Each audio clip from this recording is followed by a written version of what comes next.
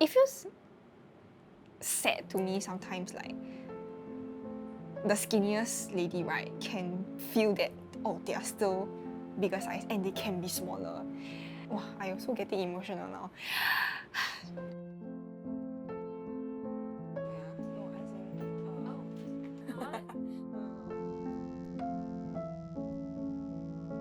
Hi, my name is Ruixian. I'm a dressmaker and the founder of Studio HHFZ. We've been running for about 6 years now.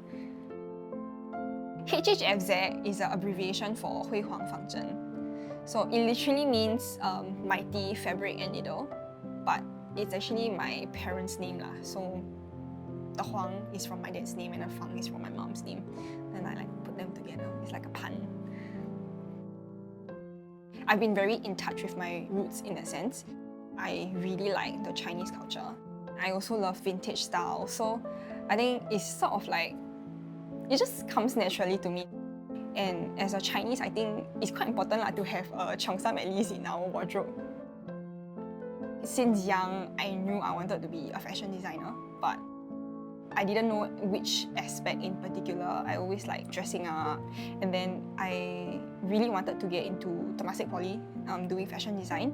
Through that course, I realized that I really enjoy the process of dressmaking, like making the thing from scratch, from like the ideation to the sewing, the hand stitching. So after I graduated, I started working for a few boutiques. And my last bridal shop company, I really fell in love with cheongsams. I think any woman like put on a cheongsam immediately has a very different aura and a whole like persona. It's really about the clothes fitting to you instead of you fitting into the clothing. So actually when I started HHFZ, the focus was more on bridal cheongsams in particular lah.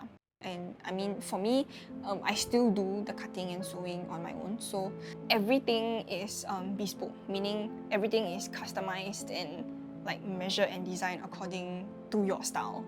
So I think no two pieces are the same. Even if it's the same fabric, it will be like different details. Like it could be with sleeves, without sleeves, and like different beads and buttons. Yeah.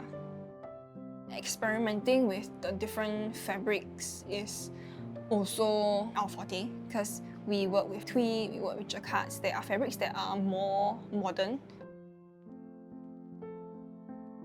I was very nervous whether or not to quit my full-time job to pursue this.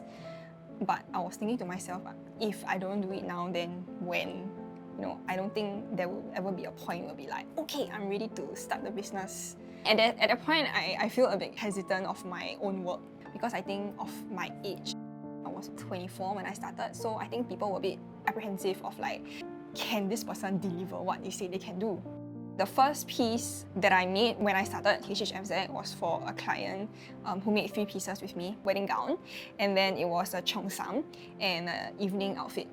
Yeah, she had a lot of confidence in me. So very thankful for her. Yeah, the person who gave me the confidence to start out actually.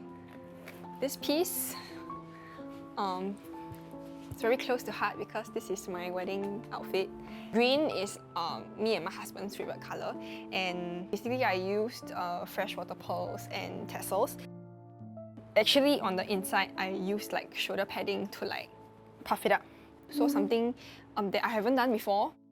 So when I first started, the business was pretty slow, I would say. Like, I think people will see it more as like a piece for formal occasions. But personally, I really like to work with pieces that are more like everyday wear, because I know that these cheongsams, these pieces are really like put into good use, and people feel confident, like be it wearing to work or like a presentation or a conference. So we have experimented a lot with like 2-piece suits, breaking the cheongsam silhouette into 2 pieces, basically like a top and a skirt, or like a top and a pants.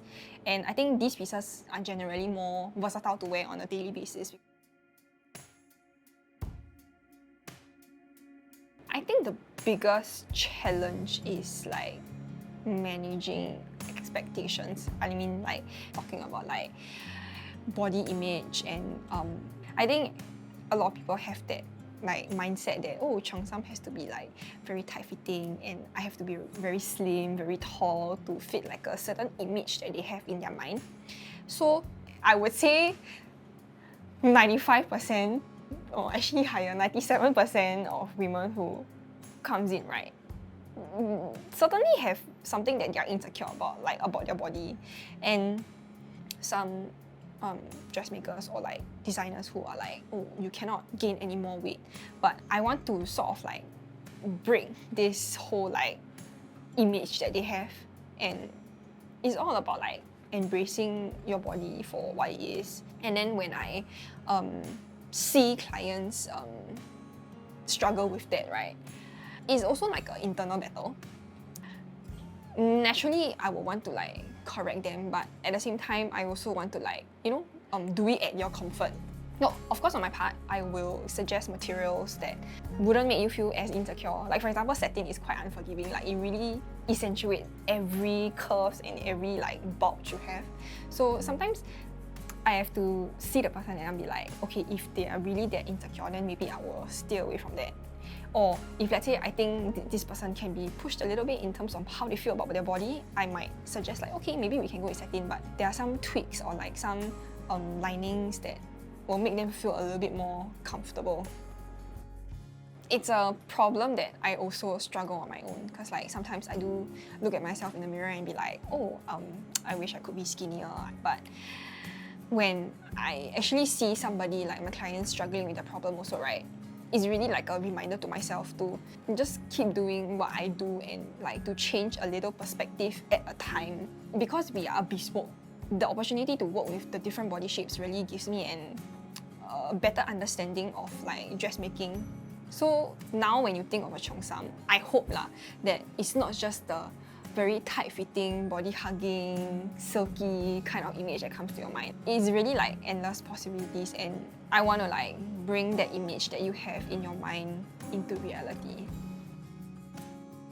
I do think that it's very hard to find seamstresses in Singapore. The seamstresses of the older generation, like in their 50s and 60s, once these seamstresses retire, there's like really no one else to do dressmaking in Singapore. It's sort of a reason why I wanted to start this business also, because I feel like actually my team is quite young. I'm very fortunate to like have found them. Yeah. And I think their mindset is quite like mine, where we are really looking to level up our skills. I think dressmaking trade will survive for a long time. Like, people nowadays, we like things that are unique and it's more like catered to like our personal style and our personal needs. So there's always gonna be a demand. Now, in our society, especially in Singapore, we're all like very fast-paced. We're all about like efficiency. Clothes and food are like the easiest to get in touch with your roots.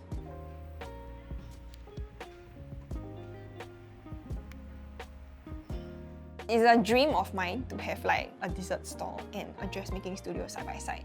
So the idea is like when you come into fitting for your dress, or like you make a dress and then you go over and you have a nice, very warm, hot dessert. So that is why I also like started the Chinese desserts. My husband's the one like running the space. The name of the dessert store is called Siyuan. Basically, 饮水思源, the Chinese idiom, is to remember where the water we consume comes from, remembering your roots. We serve traditional Chinese desserts with a little bit of twist. For me, I always love Chinese desserts, and I think it's very hard to find like good quality ones, especially those that's homemade and handmade from scratch. Say almond paste. I think almond paste is the very like good example, because most places, I think the shortcut is just to add like almond essence to get the almond taste. But for us, we do it from scratch. I think for both spaces, the dressmaking studio and also the cafe, I'm trying to go for a very slow living kind of process, like really embracing the very little things. Like, for example, in the studio, we embrace the little details like the buttons that you choose, the color of the lining. And for the cafe, when people eat it, they feel the amount of work and effort that has been put into like a bowl of dessert. It's a very like slow life, slow, sustainable life. Yeah, so it's like a dream.